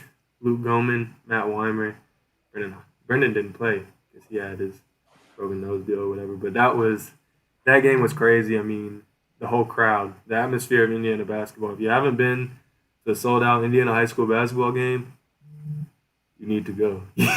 That's what. Yeah, no. I got to call Jeffersonville's sectional championship on Saturday, and then I got to call the Floyd. Did you hear about the Floyd Jeff game the Friday night before? 3 overtimes? Dude, it was crazy. It was intense. It was insane.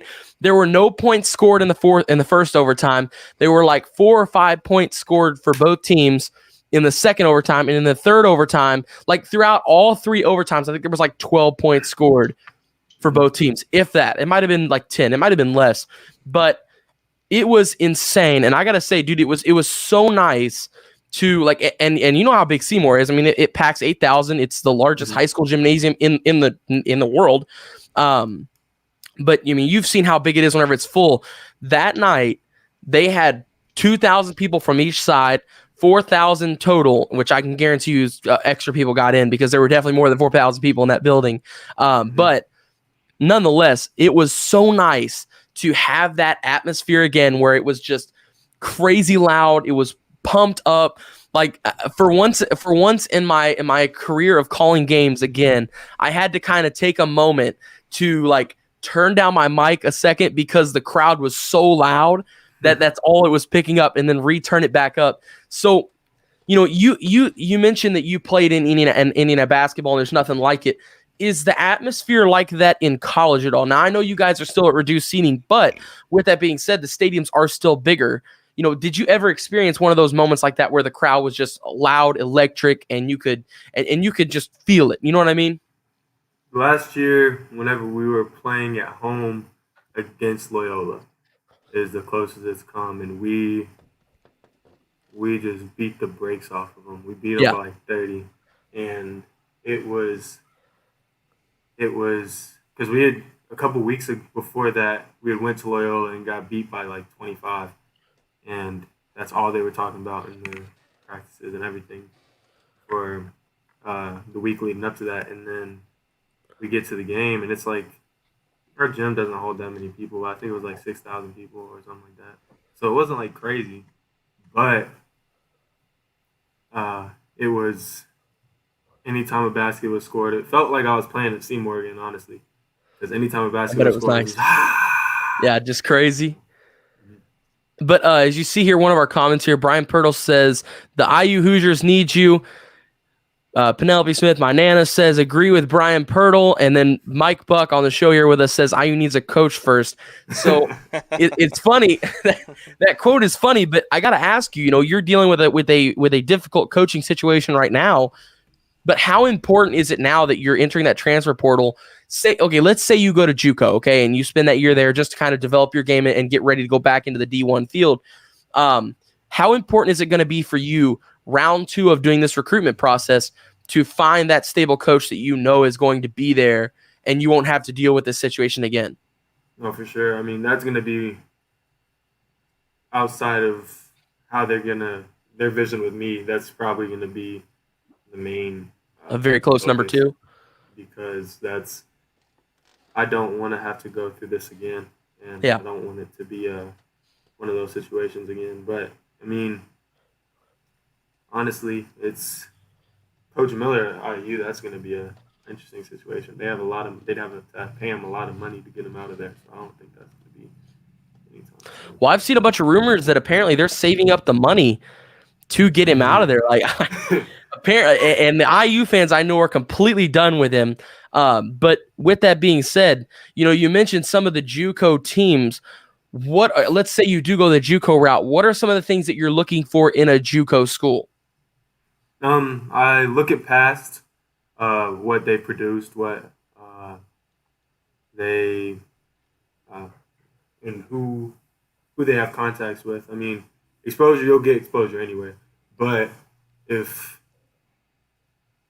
talking about John A. Logan in particular, that's just one of the ones. Jay Scrub from Louisville, that went to Trinity, got drafted there last year in this past year's draft. So, I mean, that's one of the big things that I look at. Like, if I can go there and do similar things to him, then why couldn't I get drafted too? So, I mean, and then their coaching staff and their player development. And if I know anybody who's there or who went there previously, what they had to say about it. So. Yeah, so we asked our fans if they had any question for you. This one came up from Football Kid Murray, and I think it's a really good question. Do you think at any point you may regret your decision to leave Indiana State? Do you think that there's a possibility of that regret setting in possibly? I mean, there's always a possibility, but honestly, I don't personally, I don't really like to regret things. I feel like what's meant to be will be, and if, say, I do make the quote-unquote wrong decision, then I feel like in the end it's going to fix itself because everything happens for a reason to me. So, and I feel like God has a road, and just because you feel like you've made the right decision or wrong decision doesn't mean that it's not. It's still what He wanted you to do. So as long as it's that, then I can't really feel like I can ever regret or make a mistake. Is there anything that, even though you're in the portal here, and this is a question that Buckheiser just threw, is there anything that could make you stay at Indiana State? If Todd Sturgeon came and was that coach, that would be great. Or my AAU coach, but I don't know. Yeah, I got you. Yeah, so the big thing here as you move forward, is that another, we mentioned that you are looking for what these schools will use in you and also the coaching situation, but are you looking at after that, talking about after, are these some of the things you're going to be talking to these colleges about is like, hey, I want to go play professional ball, whether if that be in the NBA and, it's not ideal, but, playing even in Europe, possibly. Is that something else that you're looking at with these schools? I mean, for sure.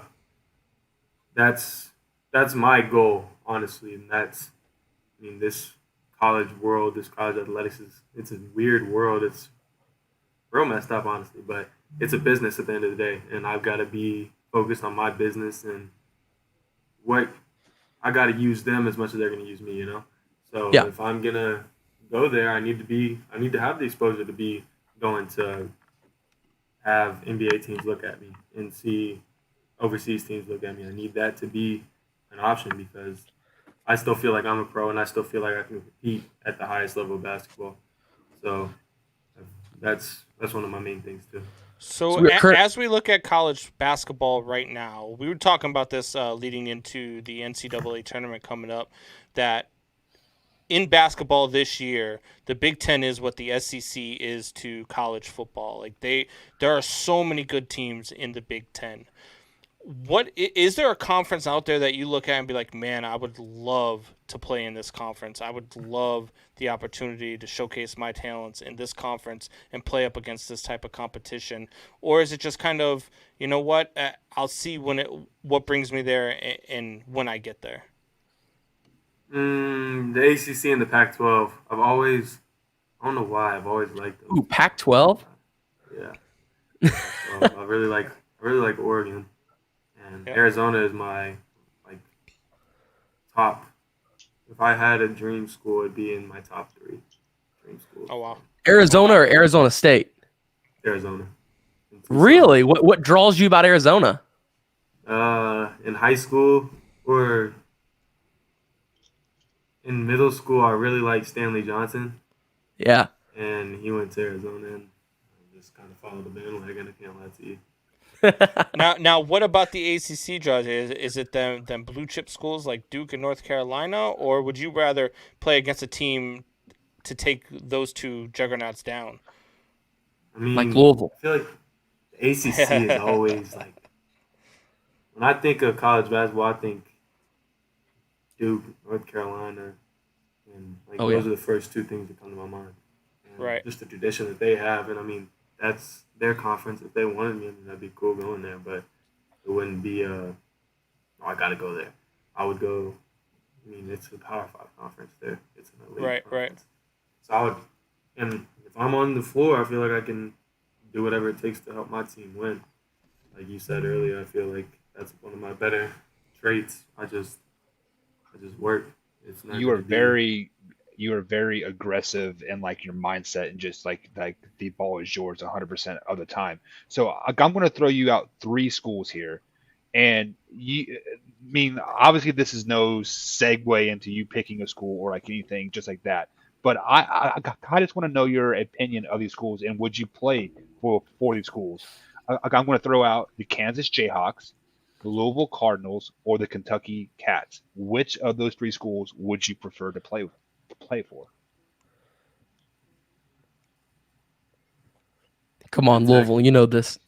Kentucky. I can't lie to you, Kentucky. Kentucky? Yeah. That a boy. Oh, I mean, as you see, Kentucky come on, needs some Kobe. players. Kentucky needs some players. It's the tradition. After this next stop that I go to, if I do go JUCO, I gotta look for after the next one. That's my career. And Final if it were to destination. be- yeah, and if I were to go to Kentucky, I mean Kentucky speaks for itself. If you go there, you're probably it's a 70% chance you're gonna be a pro. So Right. So we're talking with Kobe Barnes, former Indiana State Sycamore, currently on the transfer portal. But Kobe, the big question that I had for you here, as we have, I got a couple of agreeers here. Football Kid Murray says Louisville, and then we get a what? I had the exact same reaction. But let's go off track here. You know, this is I don't mean to be. I feel like I sound like a parent here because a lot of parents have this conversation. A plan B. What is that plan B? Let's say basketball doesn't work out. What is that plan B? I know you were involved with radio TV in high school. Is radio TV, you speak that you have these connections with ESPN. Is radio TV a possible outcome in some way, whether if it does be at ESPN as an analyst? We see a lot of college basketball players that were, former players and didn't go to the pros and stuff. We see them become analysts of the game because they know the game so well. Is that a possibility for you? I mean, yeah, it's a possibility. If I don't I don't really like to think about Plan Bs. I always feel like Sure. Plan A. Attaboy. I Attaboy. like Kobe. it. That's Tell him, a heck tell of him. an answer. Say, look, I am not going to be talking about sports. I am going to be crossing up fools in the NBA. I love That is it. what I'm going to Gotta be be doing. that. It's got to be that. But after, I always think, whenever my grandma asks me this question, she asks me this question all the time. I'm like, Grandma, after I'm done playing basketball, I'm considering radio, TV, but coaching and player development has been something I've been really drawn to because I feel like I have a really good IQ, and I feel like when it comes to basketball, and I can share that with youth. I probably wouldn't go back to college. I mean, I might, but it would be. I feel like that's a lot of stress on the coaches and stuff. Is Yeah. that your major? Are you majoring in broadcasting? I'm majoring in sport management right now. Okay. Oh, okay. So- So maybe a manager? A sports Maybe. agent. Yeah, Sports I thought agent, about that. That's what I wanted to do last year. And they have facilities management. And facility management is the class I'm taking right now. And I would really like, it sounds corny, but like after I'm done playing, I'd want to come back to Floyd and just be the coach at Floyd and then Yeah. whatever. Hey, well, Have my you own- answered my next question. Then I was gonna ask you, would you rather go work at ESPN or coach at Floyd Central? I feel like you're leaning toward Floyd here. Is that right? Yeah, I would come back, coach there. So what you're telling me is you're gonna call up Sturgeon and say, "Hey, I'm the legend here for playing here. You're fired. I'm taking your job. Go ahead and leave your office. I'll be there on Monday." Is that what we're saying here? Yeah, something like that. I mean, I'd say, yo, coach, go look outside, like right outside your office. You'll see my picture. You're good. So with that being said, like I have one more question before we let you go here. Wyatt says he shot 75% from 3-point range before he got on the show. Oh yeah. So I challenge Stop Wyatt it. to a basketball game. I have not shot a basketball in probably 5 years. I am 6'2", 230 pounds. Wyatt's like 5'9". I am 6 foot. I ain't no 5'9". Who are you taking in this basketball game, Wyatt or myself?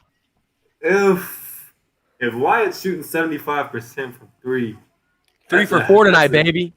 Oh, I thought it was gonna be something. I don't know. That's a hell of a question. I thought you were gonna say like 30 for 40 or something like that. The only time he does that is on no. 2K. Let's be real, Kobe. The only time he does that is on 2K. He And only ain't if I have shooting- Curry or Dame, man. I am not Yeah. shooting any good on 2K if I don't have those two. He isn't even shooting 30 for 40 if he's underneath the rim, shooting off the backboard. He ain't shooting 30 for 40. All right, Kobe. So who is it here? Me or Buck? Do Maybe it a to him, tie? Kobe. Oh, There's no don't- tie in sports. there's- Get out of there's here. no no tie. Pick one. I'm taking. I got the Do it weight to on him, him, Kobe. Kobe. Come on now. Buck played ball at K-State. Come on now. He played football. Don't say ball. He played football. He played football. He's still a better Martians- athlete than you. If the Martians have the death beam pointed at the Earth, You want Iguodala? and they said, "I need you to pick somebody to win this game, and if they lose, you're gonna be the world ends." I have to take Buck. I can't lie to you. Attaboy. Yes, Come sir. on now, Kobe. I'm going to Wyatt, I end the mean- game with my elbow in the rim, hanging over Wyatt, saying, "What? How do you like me now?" And Wyatt, we Cindy can- is going to be on standby with an ambulance. Exactly. Wyatt, we can, if you want to work out with me, I mean, I can get you right, and then we can change the answer. But until then, Yeah, hey, I know you work out with Kevin Lannon. I'm super tight with Trey. I'm super tight with Kev.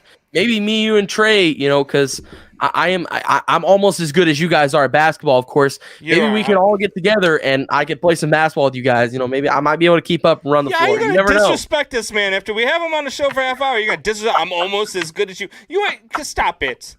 Stop it. Get this man a water bottle.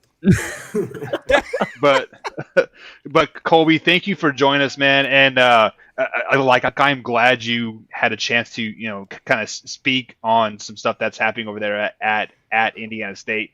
And anytime you want to come on the show just to talk basketball in general, we are always here, man. Yeah, man. Sure, Tournament sounds time's good. coming. Absolutely, buddy. Come back and talk some tournament basketball with us during the tournament, man. You guys just let me know and I'll be there. All right, sounds All right. good. All right, Have a we'll great see you, night. buddy. See y'all. All right, guys. So that was Kobe Barnes formerly with Indiana State. I should say. Dude, he's a great like- interview, man. Yeah. Oh yeah.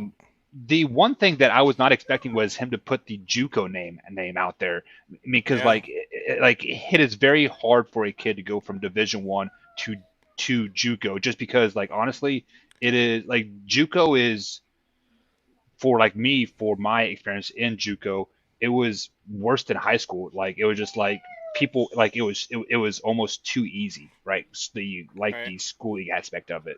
Well, that's the point of it, Buck. An An athlete as good as Kobe goes to JUCO, balls on all these people, shows that he is the best JUCO player in the Well, nation. No. And then they look I at his think tape. Hang on. I think it's more time if out. he's going to have to sit a season out. If he's going to have to sit a season out, he can go play at JUCO and stay up in game shape. You know what I mean? Not Right. so much Well- game shape, but playing against, it's different trying to stay in shape as it is to stay, as the game's moving because of the speed of the game. You want to be playing games. Why I want to tell you from my experience and looking at the NFL in general, there is more talent in JUCO than a lot of Division 1 schools. Probably most of them. Because look at the Kansas City Chiefs for example, they have 7 players on that active roster that played JUCO college in Kansas. One of them being Tyreek Hill. Yeah. JUCO's Well, a let me powerhouse, ask you man. a question, but is JUCO, is there a lot more talent in JUCO, or is it just a lot more, is there a lot more widespread talent in JUCO because of, there's no Division 1, there's no when sitting Right. out there trying So- to pick you apart? Usually JUCO is considered a second chance, right? So so for example, have you ever watched the Last Chance U? There are tons of Division 1 athletes that they mess up, right? They get in trouble and get kicked out of school, so they have to go that route to prove themselves to colleges hey, I'm not a complete screw up, right? So it's a Right. proving ground. But then you also have those kids that don't have the ACT scores or the SAT scores, so they go to the JUCO to get their GPA back up. So football wise, there are a lot of kids that are Division 1 athletes. They just don't have the grades to play in JUCO. So or that is why they go to JUCO. JUCO is a 2-year college. It is Junior yeah, college. it is. Yeah, so it is a 2-year college where you get your associates, and most of the time you then transfer to a Division 1 school or Division 3 or whatever, but a 4-year college. So It's like the series Last Chance U on Netflix. That's what that was all based about. yeah, Was the players that went JUCO and then ended up going pros. Yeah. well, not pros, but just they're through JUCO. Or Right? yeah, I went Division 1. What am I talking about? Then went pros after that. So- Tyreek Hill's school was on there the first season. No, it wasn't. Tyreek Hill went to Fort Scott. He went to Western Alabama. He graduated from Fort Scott Thought he went to. Community College. I'm almost 90% positive on on I'm that. checking. I think I've seen it on. Well, and this is why you need to get a second monitor screen, because we are up at the time limit, man. So you got 30 seconds. He went to West Ding, Alabama. ding, ding, ding, I already ding. pulled it up. He went to Western Alabama. You're Went to late. Western So Alabama. so That Wyatt, still wasn't the JUCO school though. That was on So- Notch U. are you asking? Are you trying to talk with Kobe Barnes and trying to get him over to Air Force? Is that what I heard there? Yeah, that's what we want. Man, our nation, rise up.